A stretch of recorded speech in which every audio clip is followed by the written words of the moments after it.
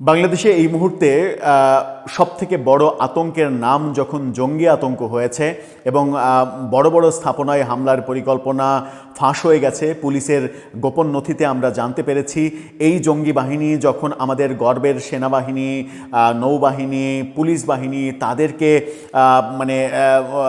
নানাভাবে তাদের বিভিন্ন সদস্যকে সম্পৃক্ত করার চেষ্টা করছে, তাদেরকে কলঙ্কিত করার চেষ্টা করছে। মার্শাল আর্ট প্রশিক্ষণের আড়ালে পাকিস্তানি টিটিপির জন্য সদস্য সংগ্রহ অভিযান চালাচ্ছে। এই ভয়ঙ্কর তথ্য যখন আমরা পাচ্ছি, পুলিশের মধ্যে এই জঙ্গি সদস্য পেয়ে তাকে আইসোলেট করে রাখা হচ্ছে। বিমান বাহিনীর অন্তত ২৬ জনকে গ্রেপ্তার করা হয়েছে। অবসরপ্রাপ্ত সেনাবাহিনীর অন্তত ৪ জনের সম্পৃক্ততা পাওয়া গেছে। এরকম ভয়ঙ্কর সব তথ্য যখন আমরা পাচ্ছি, তখন আরও ভয়ঙ্কর তথ্য হচ্ছে গতকালকে ঢাকায় এই পাকিস্তানি জঙ্গি গোষ্ঠী টিটিপির অন্তত ৪ জনকে গ্রেপ্তার করা হয়েছে। ৪ জন জঙ্গিকে গ্রেপ্তার করা হয়েছে, যারা সবাই বাংলাদেশি নাগরিক।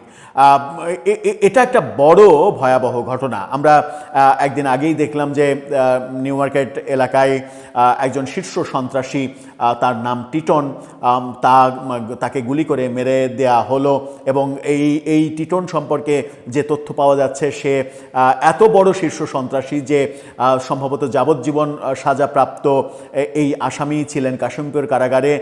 শেখ হাসিনা পতনের ৫ আগস্টের পর, শেখ হাসিনা পতনের পরে মেটিকুলাস প্রফেসর ইউনূসের সরকার আসার পরে আসিফ নজরুল এই জঙ্গির মুক্তি নিশ্চিত করেছিলেন। তিনি যেন মুক্তি পান এবং তাকে বের করে এনেছিলেন জেল থেকে, এবং তারপরে তাদের নিজেদের অন্তর্দ্বন্দ্বের কারণে এই মৃত্যুর ঘটনা ঘটেছে। সব মিলিয়ে নতুন সরকার, বিএনপি সরকারের জন্য একটা আতঙ্কজনক পরিবেশ তৈরি হয়েছে। চলুন একটু জেনে দেখি ডেইলি স্টার কি ভয়াবহ তথ্য দিচ্ছে। যারা গ্রেপ্তার হলো তাদের চেহারাটা আমরা দেখতে পাই কিনা। থাকবেন পলিটিক্স টিভির নিয়মিত আয়োজনে।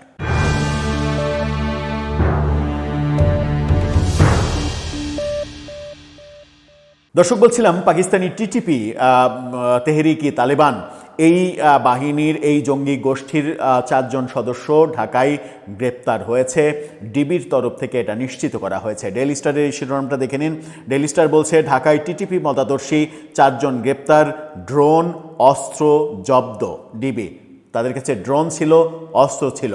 তার মানে ড্রোন ব্যবহার করবে তারা তাদের নিশানা ঠিক করার জন্য, অথবা এখন তো পৃথিবী অনেক আধুনিক, ড্রোনেই তো বড় বড় হামলাগুলো করা যায় ড্রোন দিয়ে, যেটা আমরা দেখেছি ইরান ইসরায়েল যুদ্ধে হাজার হাজার ড্রোন ব্যবহারের ঘটনা।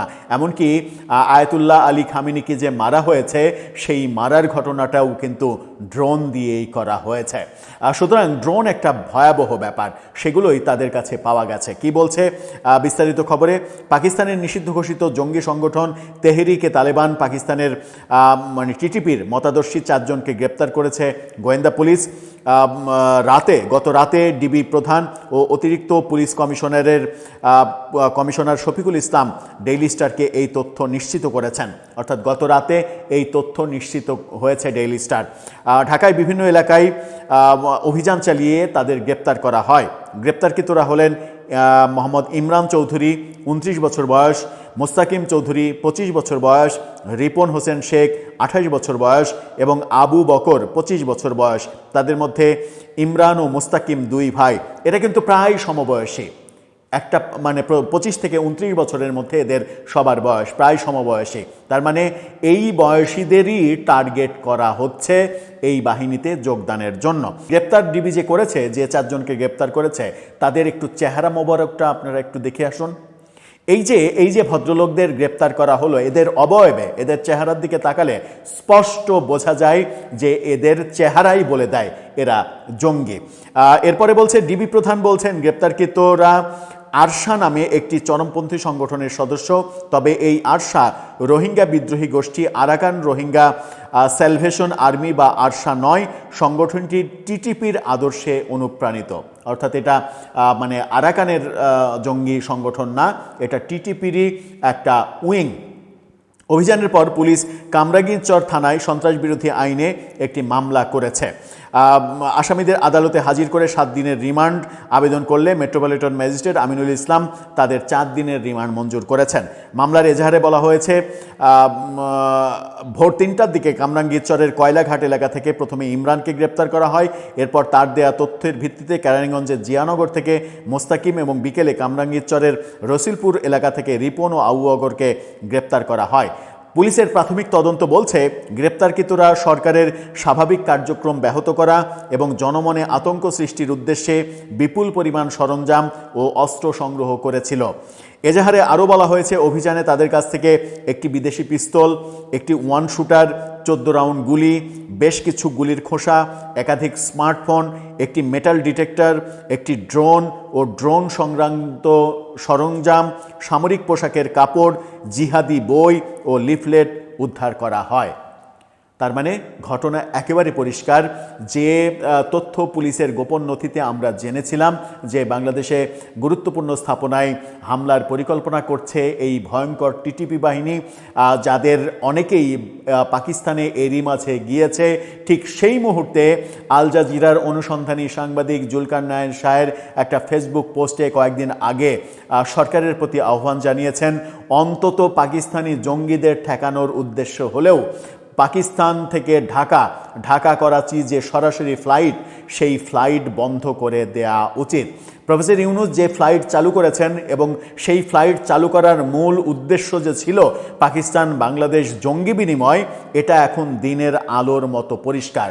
মূলত দুটো কারণ ছিল, পাকিস্তানের সঙ্গে সরাসরি ফ্লাইট এবং অন অ্যারাইভেল ভিসার যে বন্দোবস্ত, সেই বন্দোবস্তের মূলত দুটা কারণ ছিল। একটা হচ্ছে জঙ্গি বিনিময়, জঙ্গিরা যেন খুব সহজে আসা যাওয়া করতে পারে।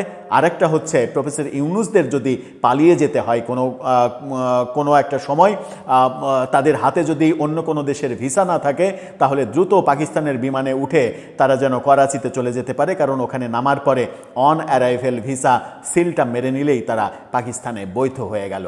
সেটাই কি ছিল যে আলোচনাগুলো এখন সমাজে হচ্ছে প্রফেসর ইউনূসের মেটিকুলাস সব উপদেষ্টাদের বিরুদ্ধে, উপদেষ্টাদের নিয়ে? প্রফেসর ইউনূসের উপদেষ্টাদের এহেনে কোনো কর্মকাণ্ড নাই যা এখন প্রকাশিত হচ্ছে না। রিজওয়ানা হাসান, আসিফ নজরুল, ফারুকি, আসিফ মাহমুদ সজীব ভুঁইয়া, আদিলুর রহমান, কার নাম আসছে না এই ভয়ঙ্কর ব্যাপারে? প্রফেসর ইউনূসের এক সাদা চুলের উপদেষ্টা, তিনি এই দেশটাকে তালেবানি শাসন ব্যবস্থা কায়েম করার উদ্যোগ নিয়েছিলেন, সেটা ওপেন সিক্রেট হয়ে গেছে এবং প্রচুর লেখালেখি হয়েছে। সেই উপদেষ্টাকে সম্ভবত গ্রেপ্তার করলেই বেরিয়ে আসতে পারে, আসবে তো আর বলা সম্ভব না, আসতে পারে থলের বিড়ালটা, যে পাকিস্তানি এই টিটিপির সঙ্গে বাংলাদেশের কাদের যোগ সাজশ তৈরি করেছিল প্রফেসর ইউনূস, যারা ক্ষমতায় আসার পরে অন্তত 700 জঙ্গিকে জেল থেকে ছেড়ে দিয়েছিল। দর্শক, আপনার কাছে কি মনে হয়, আমরা কি দিন দিন পাকিস্তান আফগানিস্তানের করুণ পরিণতি বরণ করতে যাচ্ছি? আপনার মতামত জানিয়ে লিখতে পারেন আমাদের কমেন্ট বক্সে।